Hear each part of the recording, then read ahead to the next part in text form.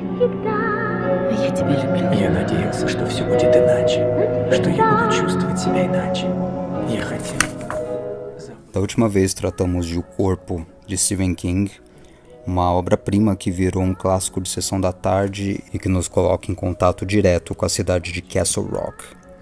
No mesmo ano que esse livro estava sendo escrito nos Estados Unidos, isso foi em 1983, no outro lado do oceano, outro livro estava ganhando o Prêmio Nobel de Literatura, Senhor das Moscas, de William Golding. E é dele que vem Castle Rock. O livro de Golding fala de um grupo de crianças escolares que sobrevive a um acidente numa ilha remota e tem que descobrir por conta própria como se reorganizar como sociedade e sobreviver até que alguém venha a seu socorro. Mas então essa pirralhada começa a ter problemas de convivência e um grupo mais violento de meninos forma uma espécie de gangue que passa a viver em uma colina chamada Castle Rock. Lá é o lugar onde ninguém tem um código, onde a lei do mais forte é que impera. Castle Rock começa assim, só como um nome, um possível símbolo de um lugar sem lei. Agora, como um detalhe de um livro do Golding pôde aparecer tantas vezes nos livros de outro autor, Stephen King, essa é a questão a ser respondida. Porque são mais de 15 livros deles que se passam na tal de Castle Rock, onde acontecimentos terríveis e sobrenaturais assomam a fama da cidade desde então. Então, um desses livros saiu este ano, 2024, na verdade uma novela chamada Two Talented Bastards, e tudo indica que ele não vai parar a escrever sobre a cidade enquanto viver. Enquanto isso, o Castle Rock também ganha substancialidade. Isso ocorre principalmente a partir de 2018, quando a Hulu lançou uma série que funciona como uma grande homenagem à mitologia criada em torno desse local, e ela foi assistida por milhares e milhares de pessoas. Trata-se de uma cidade que não existe, mas tem mais coisa para contar que a cidade meia-boca onde eu moro, por exemplo. Ela se tornou uma entidade dotada de substancialidade, vamos dizer.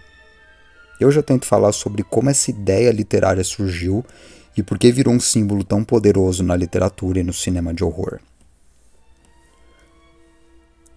Senhor das Moscas foi escrito em 1954 por um veterano da Segunda Guerra Mundial que voltou para casa traumatizado com o rastro de destruição que teve que vivenciar no campo de batalha.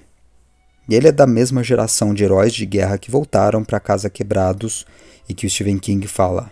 Foi um cara que lutou contra o alcoolismo a vida inteira, tinha acessos de violência repentinos e provavelmente seria diagnosticado como alguém com um estresse pós-traumático hoje em dia. E quando ele chega, ele escreve esse que foi o seu primeiro romance, Senhor das Moscas, como um retrato pessimista da humanidade.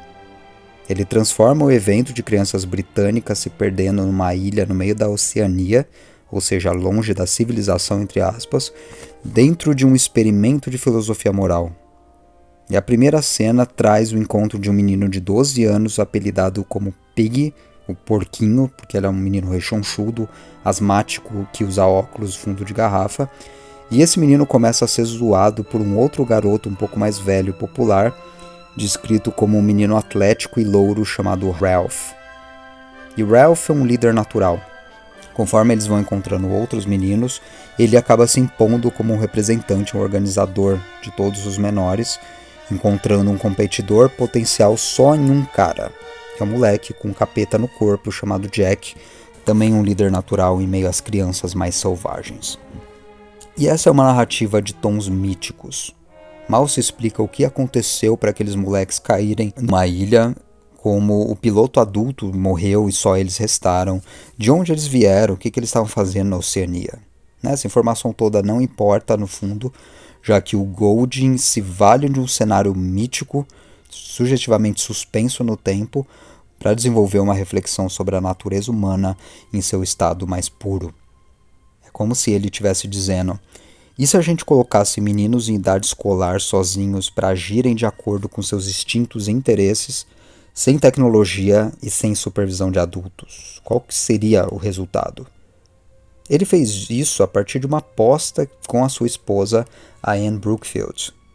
E aqui a gente está falando de uma Grã-Bretanha que ainda era o centro do mundo. A cultura e a tecnologia de ponta saía toda de lá e não dos Estados Unidos ou da China. O Império Britânico era o maior império do planeta, dono de boa parte das ilhas do Pacífico, mas como a gente vê na narrativa, ele não dava conta de habitá-las e colonizá-las.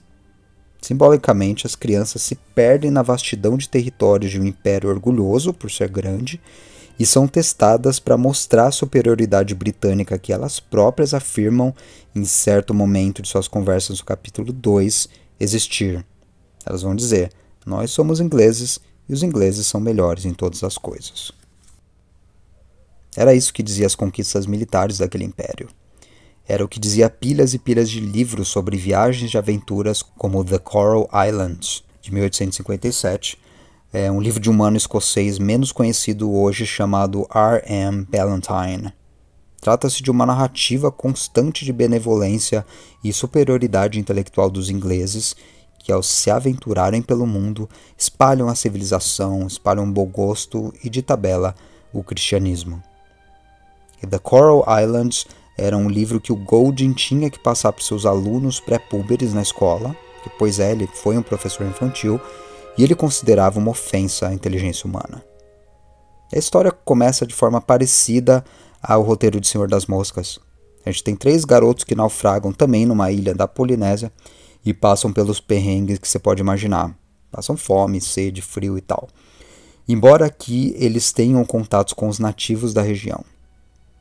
Então eles se veem confrontados em fazer escolhas difíceis, entre aspas, de virarem canibais ou não comerem carne de gente. Depois, quando aparecem piratas ingleses, as escolhas são entre uma vida de crime, bebedeira e putaria ou ficarem na ilha esperando que Deus cuide de suas almas e traga alguém que realmente vá socorrê-los. E no final eles convertem uma renca de nativos à cristandade miraculosamente, porque esses nativos mal falam a língua deles, e isso com a ajuda de um adulto meio santo que aparece por acaso lá, e eles voltam para casa com recompensas celestiais pela sua perseverança e crença em uma salvação dos céus. Só que em O Senhor das Moscas não há qualquer salvação. Não há sequer nativos, porque todos foram assassinados pelos colonizadores britânicos, ao que tudo indica. E um dos meninos, o Piggy, comenta bem por cima com o Ralph no começo do livro, eu cito: "Você não ouviu o que o piloto disse sobre a bomba atômica? Estão todos mortos." Isso é uma conversa solta do capítulo 1 e eles nunca mais voltam a falar sobre isso. Ou seja, essa é uma realidade alternativa de um holocausto nuclear.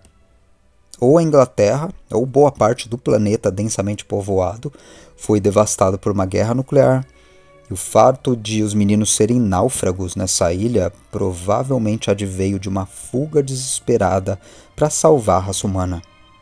Então sobrou para eles, um monte de moleques, cumprir essa tarefa. Na versão do Golding, que dava aula para crianças britânicas na faixa de 12 anos, o resultado não tinha como ser bom. E vamos voltar ao capítulo 1. Boa parte do cenário do livro já é delineado aqui em pouquíssimas páginas. O Ralph e o Piggy se apossam de uma concha cabulosa, daquelas grandes espiraladas, e esse Ralph consegue emitir um som através dela, que acaba funcionando como um berrante, vamos dizer. E eis que começam a surgir outros meninos. Sinais vitais agora se faziam ver pela praia. A areia, trêmula abaixo da bruma cálida, ocultava uma porção de personagens em suas milhas de distância. Meninos tomavam seu caminho em direção à plataforma pela areia tórrida e monótona. E entre eles estará o garoto problema, que é o tal do Jack Merridew, o líder de um coral de moleques que a gente vê uniformizados em filmes britânicos e que realmente é uma tradição forte por lá. Você já assistiu Harry Potter ou filmes da Inglaterra vitoriana e viu aqueles internatos gigantescos afastados das cidades grandes. Essa é uma tradição de séculos e séculos nessa ilha e são geralmente locais para onde os ricos mandam seus filhos para estudarem e morarem e virarem a próxima geração de ricos. É comum que as crianças fiquem o semestre inteiro lá e vejam os pais algumas vezes. Elas acabam convivendo mais umas com as outras e com professores do que com a própria família. Então a escola na Grã-Bretanha, para essa pequena fatia da população, vira a sua vida. Você tem lá uma educação completa, você tem esporte e você tem também um tipo de socialização que é simultaneamente a garantia do seu ingresso como uma pessoa na classe alta e um teste de sobrevivência. Porque bullying de crianças mais velhas sobre mais novas, sejam meninos ou meninas, é algo assustador e particularmente violento naquela ilha. As regras na Inglaterra contra bullying são muito diferentes do resto do mundo. Se você é da alta classe e está levando uma surra de um cara 3 anos mais velho, vamos dizer, você não conta para os seus professores ou superiores. Você aguenta ou dá um jeito de revidar nesse cara. Se você conta, os professores vão punir o cara, claro, só que eles vão punir você também por não ter agido como um líder nato que eles estão tentando criar. E é por isso que seus pais estão pagando cerca de 3.000 libras por mês num colégio para granfino, para construir caráter, entre aspas, para te treinar para as dificuldades da vida. E relatos de violência sexual, física, psicológica, além de suicídio entre crianças, são coisas comuns, mas super abafadas lá até hoje. É o mesmo que acontece com instituições ligadas à igreja. Como abusos são acidentes de percurso que podem comprometer as boas intenções da instituição como um todo, existe sempre uma política interna de se jogar panos quentes nas coisas. Aqui a gente está falando de instituições particulares. Como o governo não controla elas têm maior liberdade para manter e esconder os seus registros. E se tiver chance de conversar com ingleses ou gringos que estudam na Inglaterra, pergunte a respeito dessas boarding schools que eles chamam. Um jovem Harry Potter na vida real, ou aquele ruivo zoadinho das ideias que andava com ele, levaria uma surra diária num colégio britânico. A manutenção dos seus ânimos e honra perante essa fase ruim da vida é uma virtude que os ingleses chamam de respectability, a respeitabilidade que torna você um gentleman, um cavaleiro inglês digno do nome da sua família, superior à plebe e a filhos de imigrantes. É uma escola de bullying que resulta nos adultos que viram membros do parlamento, que viram donos de empresa e conglomerados naquele país inclusive em que a mobilidade social é mínima.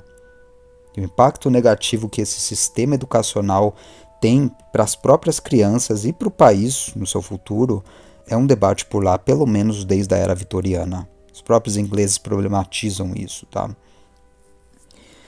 Segundo estatísticas recentes, existe aproximadamente 500 internatos, eles chamam de boarding schools, como eu falei, se você quiser pesquisar, na Inglaterra, no país de Gales, na Escócia e na Irlanda do Norte. E hoje, cerca de 1% das crianças inglesas são mandadas para essas instituições de ensino. Então, não é mesmo a maioria que vive dentro desse regime. São os mais ricos. Na época do William Golding, essa porcentagem era maior. Ele é um caso especial porque ele era um cara vindo das classes trabalhadoras, só que como ele foi filho de professor, ele acabou tendo acesso a uma boarding school caríssima chamada Marlborough, e depois ele estudou em Brasenose College, em Oxford. Então ele mesmo virou um professor para essas crianças ricas. Ou seja, ele foi o moleque pobre, filho do professor, que acabou conseguindo ingressar nesse sistema e depois virou tutor de moleques iguaizinhos aos que ele cresceu. Então a sua opinião sobre pupilos não parecia muito positiva, porque ele sofreu bullying a vida inteira desse tipo de gente. E a personagem Jack Merridew é a origem dos problemas no romance, como a gente viu. Só que o Pig sofre e é zoado também pelo Raph, logo no começo, por ser o garoto inteligente de óculos e fora de forma. E quando a gente vai lendo esse livro, a gente vê que não existe um menino que não se relacione com algum outro, pelo menos, em algum tom de hierarquia. Hierarquia nesse mundo implica numa licença para você exercer bullying no moleque mais novo, no moleque de óculos, no moleque mais fraco, ou às vezes no moleque desajeitado. E o Jack será ainda mais problemático porque ele demonstra também uma falta de interesse em buscar soluções para o grande problema deles, que é o fato de eles estarem perdidos no meio do nada. Algum dos adultos sobrou, ele diz em certo momento. Não. Merridew sentou-se sobre um tronco e mirou o círculo ao seu redor. Então a gente vai ter que tomar conta de si próprio. Em seguida, interessantemente, o seu nêmesis, o Raph, solta uma ideia parecida. Ele fala em certa conversa: eu tô achando que a gente deveria ter um chefe para decidir as coisas. Ou seja, os dois já estão alocando uma posição de poder para então conseguirem disputar por ela mais tarde. Todas aquelas crianças criadas em internato, vivendo vidas profundamente regradas e hierarquizadas, aceitam quase automaticamente repetir a fórmula de organização social imposta pelos adultos, e parte da sua miséria futura virá justamente disso. O capítulo 2 tem como título Fogo na Montanha, e nele esse Raph já emerge como um líder eleito pela maioria dos meninos. Pois é, eles optam por uma democracia e por eleições, e o símbolo desse sistema dentro da fatura do romance será a concha grandona encontrada no início da narrativa. Sempre quando uma solução tiver que ser tomada por aquela comunidade emergente, o Raph tocará a concha e os cidadãos se reunirão e chegarão a uma solução conjunta por meio de voto. E o Jack não gosta nada disso. Desde o início ele usa o seu poder anterior para influenciar os meninos menores. E a gente fica sabendo que ele era um líder de coral de meninos e, como tal, ele decide criar uma tribo de caçadores. Caberia a ele caçar porcos para alimentar a galera, enquanto o Raph e o Pig dizem preferir que eles foquem seus esforços para fazer fogo em cima das montanhas, porque com fogo eles podem emitir fumaça, que por sua vez chamará a atenção de aeronaves que estivessem passando por lá, e só assim eles vão poder ser salvos. Eles nem cogitam de início que talvez tenham que passar a vida toda por lá, porque para eles, como acontece em romances tipo The Coral Islands, o que estava acontecendo é uma história de redenção e de provação divina. Afinal de contas, eles eram ingleses. E o Jack e sua tribo não dão a mínima para isso. Eles preferem viver a emoção do momento, a adrenalina da caçada, e eles acabam louvando virtudes heróicas, o imediatismo. Também por isso o Jack começa a criar exceções para aquele tipo de democracia instaurada na comunidade. Em certo momento, eles estão em cima de um planalto e o Pig é interrompido pela tribo. E ele insiste. Mas eu tô com a concha, Pig disse indignado. Você vai me deixar falar. A concha não conta no topo da montanha, disse Jack. Cala sua boca. E de uma exceção surgem 2, depois 5, depois 10. E logo os caçadores se declaram como uma casta especial. Eles alimentam o grupo com carne afinal e não precisam mais seguir regras. Então eles começam a roubar, aplicar castigos físicos e a coisa vai ficando feia. E o Raph insiste que regras devem ser seguidas e daí vem uma das falas centrais do livro. O Pig diz o seguinte: concordo com Ralph. Temos que ter regras e obedecê-las. Afinal de contas, não somos selvagens. Somos ingleses, e os ingleses são melhores em todas as coisas. Então temos que fazer as coisas certas. E daí em diante você pode ler o livro. As suas tensões centrais se seguem deste momento, mas eu vou adiantar mais uma coisa para chegar a Stephen King. A gente ainda está falando das origens de Castle Rock. Então lembra do alto da montanha do qual o Jack falou, como um local de exceções, onde não se precisa seguir regras da democracia? Ele muda com a sua tribo para lá depois de um momento. Um dos meninos lá de baixo acaba sendo assassinado por Jack e sua gangue, e os que ficam com peso na consciência se sentem longe de seu erro, indo para lá e se refugiando. Jack cria uma história de que haveria um monstro local depois. Ele usa o medo dos moleques para se tornar uma espécie de ditador cruel e fala abertamente para o seu adversário, o Ralph, que controla os demais meninos através desse medo. E o Ralph, por sua vez, também é um líder problemático, porque ele é mole demais com Jack nos momentos que deveria ser um líder de fato. Ele fala demais, faz de menos. E o Pig é o indivíduo que funciona como uma voz da razão, mas ele não tem nenhuma característica que o permita ser um líder. Ele não sabe se comunicar, ele imagina poder lutar a luta da política só com boas ideias e logo é engolido por outras forças que ele não consegue controlar. Então o livro é uma alegoria muito bem feita de dilemas de democracias modernas nos anos 50. E o Golding viveu para ouvir as interpretações mais sem noção do seu livro sendo propostas. Sobretudo quando ele ganha o Prêmio Nobel de Literatura lá para frente, em 83, o mundo está vivendo um período muito tenso da Guerra Fria. Você tem ameaça de guerra nuclear entre a União Soviética e potências ocidentais. Você tem treta entre a mesma União Soviética, a China e o Vietnã. Você tem implantação de várias ditaduras de extrema-direita em territórios que resistiram, de certa forma, à dominação ideológica dos Estados Unidos, por aí vai. O mundo estava em cacos. E Senhor das Moscas é agraciado como uma bela história cautelar dos cuidados que devemos, como cidadãos do mundo, tomar para criar um mundo novo para os nossos filhos. Absurdamente, esse livro foi tomado como um livro de fundo otimista. E as edições brasileiras geralmente não trazem os comentários que o autor e o cara que resgatou esse livro fez sobre o desfecho muito particular que existe nele. Eu vou traduzir um lance aqui para a gente entender como Golding contestou o desfecho otimista para o seu livro. O Golding, antes de tudo, era um cara que tinha sido ignorado por seu país até a velhice. Ele já era um alcoólatra incorrigível e um veterano de guerra amargo.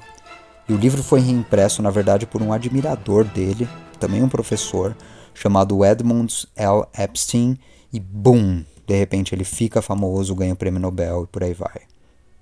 E no trecho a seguir, o Epstein comenta o final em que os meninos são finalmente salvos, porque tem uma cena em que um aviador britânico pousa naquela ilha, não porque o Ralph conseguiu manter o fogo queimando com as suas ideias democráticas, não.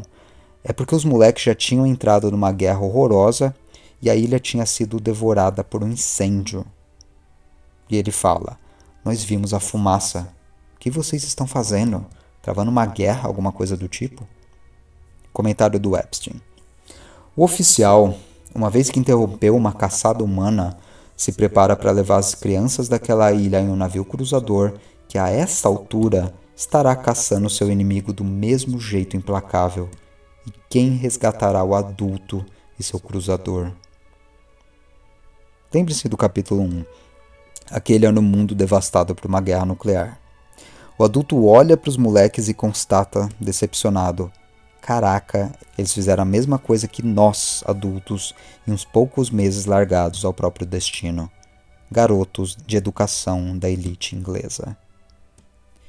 E a ideia é que todas as democracias do mundo livre estavam vivendo numa espécie de crise entre Jack e Ralph.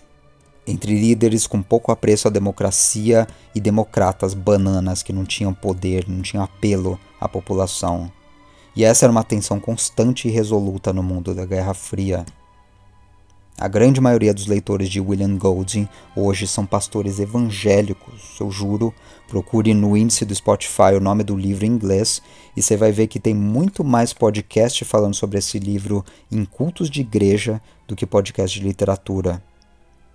É como se William Golding, esse socialista orwelliano e ateu, estivesse escrevendo um conto cautelar sobre a maldade humana, ou a necessidade do homem se render à graça de Deus e todo esse papo. William Golding devia tomar um porre de uísque a cada vez que ele ouvia isso sobre sua obra-prima. Isso acelerou sua morte e ele se foi desse mundo no dia 19 de junho de 1993. O álcool acelerou sua morte, não a ladainha religiosa. O Stephen King situa Castle Rock do outro lado do mundo, no seu estado natal, o Maine, que foi um dos estados colonizados pelos peregrinos no século XVII, que viviam aquela promessa do novo mundo, da recriação da sociedade humana sob a égide da cristandade, da reinvenção da civilização europeia em um momento de crise. Enquanto a Europa se afundava numa guerra em torno de questões religiosas, os peregrinos optaram por uma vida incerta, mas cheia de promessas, e se atiraram no experimento como o dos meninos do Senhor das Moscas. E o resultado foi misto. Castle Rock representa uma cidade onde as coisas deram errado, exatamente como na comunidade liderada por Jack. É um dos Estados Unidos como o que o King vivenciou a crescer em cidadezinhas empobrecidas do Maine, cheia de veteranos de guerra pirados e adolescentes vagando pelas ruas em busca da próxima emoção barata. É a América que ele conheceu, é como ele retrata sua experiência de vida e com isso se torna o mais prolífico escritor de horror da atualidade. O Maine é um caso curioso, porque é o estado menos densamente povoado daquele país a leste do rio Mississippi. Mais de 80% da sua área total é coberta por florestas ou por terras não reivindicadas, sendo o estado com a maior cobertura florestal do país inteiro. Em nenhum outro estado é tão fácil você se deparar com perigos desconhecidos ou cemitérios clandestinos no meio da mata. Nessas áreas florestais do interior, tem uma renca de regiões totalmente desabitadas, algumas nem possuem organização política formal, tipo, sei lá, um município, um território, nada. Existe um território chamado Northwest Aroostook, por exemplo, que é povoado por 10 pessoas espalhadas numa área de 6.910 km². É tipo uma pessoa vivendo a cada 691 km². Isso se deve ao estado de preservação dessa região, é claro, mas também à falta de oportunidades para a juventude conseguir emprego e se estabelecer por lá. A Universidade do Maine, com a sede na cidade de Bangor, é o único centro de pesquisa e ensino superior por lá, por exemplo, e foi onde o King cursou letras em inglês em 1966. Cidades pesqueiras e pequenos centros turísticos foram fortemente impactados por crises financeiras constantes daquele país, e a cada vez que acontece uma crise, mais elas esvaziam, e ela foi particularmente afetada também pela pandemia de Covid-19.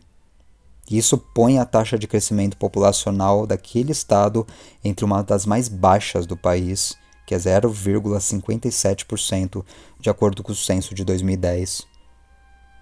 No próximo programa, a gente investiga como esse lugar esquecido dos Estados Unidos se transforma no cenário ideal para Castle Rock de Stephen King, e seu diagnóstico sobre o que seres humanos podem fazer numa cidade que dá errado não são menos pessimistas do que os de William Golding, um cara que ele leu desde cedo e admirou muito.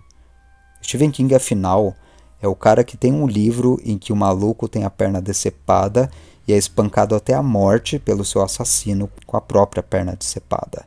Ele é um escritor de horror, ele é escroto. E é por isso que você gosta dele, é por isso que você chegou até aqui no vídeo e eu te agradeço por isso. Na próxima eu falo de Zona Morta, o livro de 1979, em que a famigerada cidade do interior do Maine aparece pela primeira vez na obra do autor. Esse é o fim do programa, mas eu vou deixar uma porção de links e referências para quem quiser ir atrás de tudo que foi dito aqui. Então, para quem quiser saber mais sobre o sistema educacional das boarding schools britânicas, tem uma aula em inglês do George L. Mosse pela Universidade de Wisconsin-Madison chamada European Cultural History. Elas são aulas de 1979 que foram gravadas. Você vai ter que procurar a aula específica em que ele fala sobre o sistema educacional inglês, tá? Porque eu vi isso faz uns 10 anos, mas eu nunca me esqueci, porque o cara é o bicho. Sobre a polêmica dentro da Grã-Bretanha em torno desse sistema, eu recomendo o artigo da Charlotte Beale chamado Boarding Schools Are Bad for Children. Vou deixar o link aí. Sobre o Edmund Epstein e a história da descoberta de Senhor das Moscas, fica um necrológio dele para o New York Times, que está bem detalhado. E por fim, o Stephen King escreveu um prefácio para a edição americana de O Senhor das Moscas. Eu não consegui ter acesso a ela, mas eu sei que saiu pela Penguin Books, uma edição de 2011, edição de centenário do livro. Quem tiver isso e puder me mandar escaneado, eu me comprometo a traduzir e fazer um vídeo lendo a tradução aqui. Eu não tenho grana para comprar esse livro de novo, só por causa de um prefácio, mas seria legal ver como King o interpreta. Na série de Castle Rock vocês vão ver que há referências constantes a essa obra que alterou a tradição norte-americana de horror.